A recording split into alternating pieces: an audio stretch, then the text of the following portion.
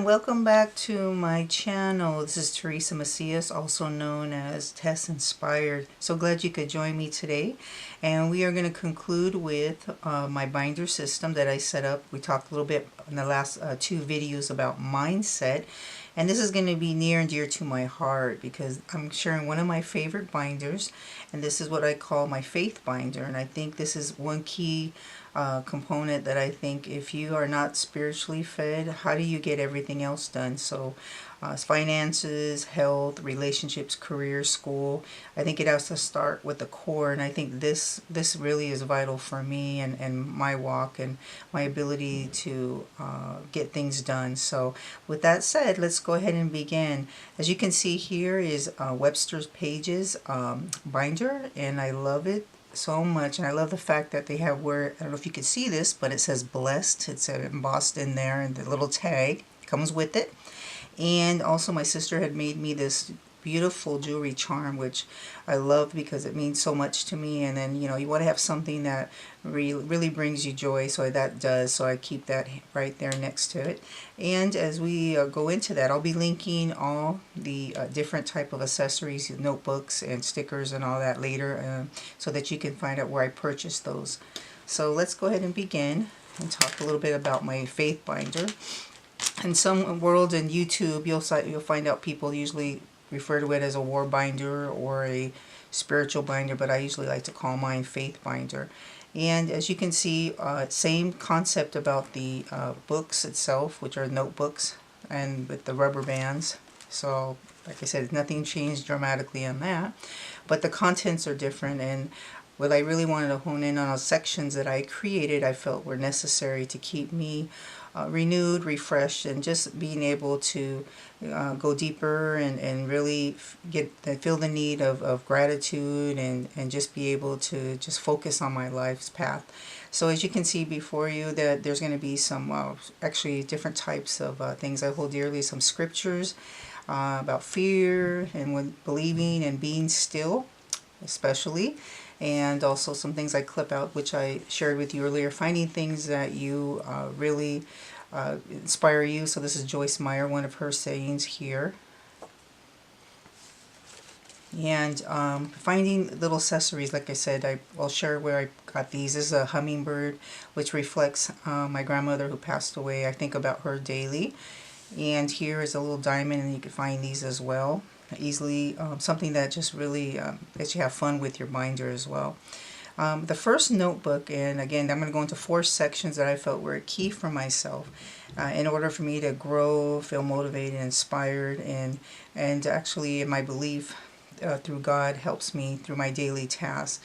And I have to say in the last couple months that's been something I've been really focusing on. So as you can see here, the first book's going to be about scriptures, and as I turn the page you'll notice that there is more reference to different type of scriptures that you can find anywhere, something that you hold near and dear to your heart.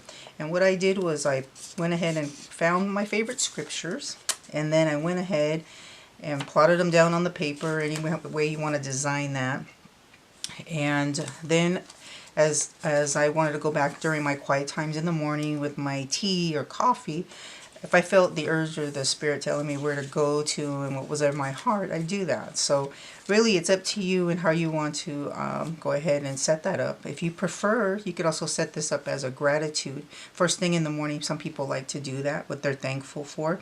So it's really up to the individual where they feel the calling. So that's the first one. And then as you can see here, the second book, which is vital I think in any marriage, because I've been married over 20 plus years, is really my husband. So I really wanted to focus in on a book with him in mind, and just really bring some growth into our marriage, because as you know, ups and downs and challenges occur, and there's great times as well. But I really wanted to show my gratitude. So he knows I was going to share this, so he was okay with it, and he said, he was excited when I did present to him a couple months back, showing him what I created just for him only, and just showing things about how God gave him to me, and then some of the aspect of wheel that I created to show a little bit about what does he mean to me, and what is he in the relationship in terms of connecting, like he's a father, he's a son, he's my provider.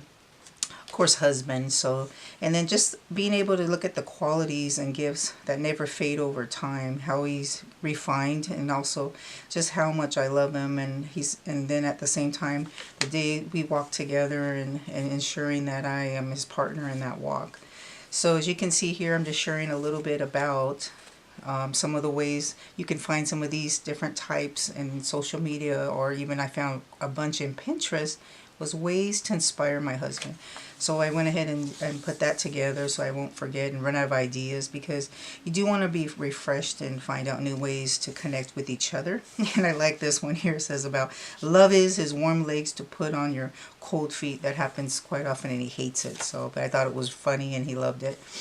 And some more in different types of prompts about 7 greatest needs of a man. And I think that's key because all men need that. And since they're leaders of the house, we want to inspire and encourage them as well, and just be a helper to them. And another thing that I really wanted to focus on was just him being my partner, my husband, things that we done, taking pictures. And then I love the proverbs about an iron sharpens iron, so one man sharpens another, because I think it's so true in marriage. So put your favorite scriptures down and pray about them, and I think that keeps your marriage strong as well. So again, briefly, just some 25 verses to pray over for your husband, because it's key. I think prayer is important. We tend to forget about that. Instead, I think we try to solve things on our own, wishing that he would change, and sometimes maybe it's us that needs to change as a wife. So keeping that perspective as well. And like I said, that's just one of the next future prompts I'm going to work on is patience. So it's a little bit blank there. So as I could say there, I really dedicated one section for my husband, because I felt that I really wanted him to encourage him and see his growth as well in the Lord.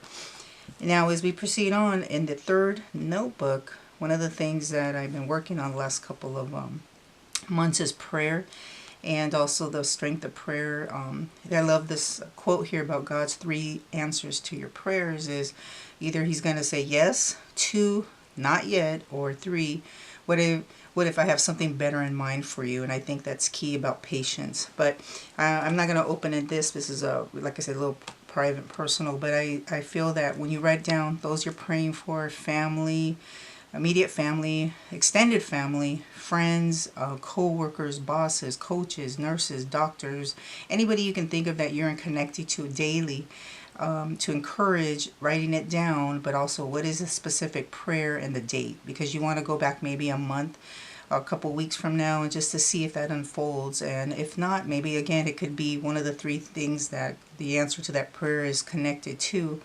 But to see that it happens, that prayer is answered, it feels great, because then you know that you didn't forget about that prayer, and it's continual, something that you're bringing forth to God about that. So I think prayer is key for even as me myself, praying for things for myself too, because we need to remember as wives, mothers, daughters, and sisters, we need to do that constantly. So anyway, that was one key thing I wanted to focus on. And then if you can see here is the last switches of the studies is I put together in the book because I feel that was key for me to continue on, not just with going to church on Sunday, but my daily time with God, and then providing us studies where currently I'm studying Joyce Meyer's about getting past your past. So I feel that that's necessary for me to continue my walk in my faith and building it stronger, because I'm reinforcing everything I'm learning about Scripture, memorizing, and also having something to refer back to, not on my own thinking, but of God's thinking. So being a strong woman, patience, weathering the storms and trials, because as women, I think that we tend to let the emotions feed, and then we act on those emotions and not necessarily the most positive. So I think coming to this is key. So again, depending on what you're studying and what you feel it's on your heart to study about, that's one of the things. So in a nutshell, that's kind of like the 4 main things in the book that I'm focusing on. And in the Webster's Planners, there's additional pockets. So of course you can see, you can go ahead and attach anything with importance of verse mapping, anything that you feel is necessary. I love the pen loops. But again, this is just my particular categories I had in mind that I felt that was really extremely important for my growth. To see other things flourish in finances, health, and especially in my future career, I think those were necessary. So again, if it's something that inspires you, or hopefully, again, this is just some tips that will help you on your journey as well, because it is key for us to be spiritually fed in order to be able to flourish in other key areas of our lives. So I hope my video was helpful for today, and I appreciate you tuning in. And again, additional links will be posted down below, so that way you can see where I purchase additional accessories as well. So anyway, hope you have a great day and a great week, and stay tuned for the next time's video. Thank you.